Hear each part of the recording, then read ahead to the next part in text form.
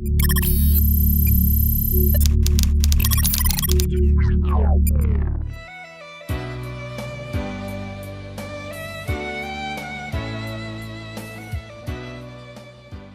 زمانے پہلے کی بات ہے کہ ایک استاد صاحب تھے جو اپنے شاگردوں سے کہا کرتے تھے کہ علم بڑا قیمتی ہے۔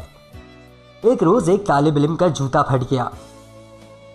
وہ موچی کے پاس گیا اور کہا کہ تم میرا جوتا مرمت کر دو، اس کے بدلے میں تمہیں ایک علم کی بات بتاؤں گا۔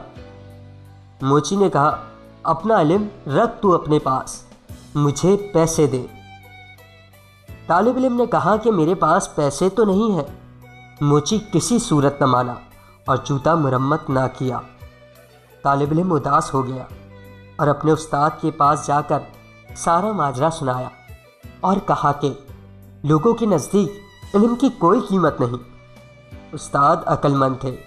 طالب علم سے کہا، میں تمہیں ایک موتی دیتا ہوں، تم سبزی منڈی جا کر اس کی قیمت معلوم کرو۔ وہ طالب علم موتی لے کر سبزی فروش کے پاس جاتا ہے۔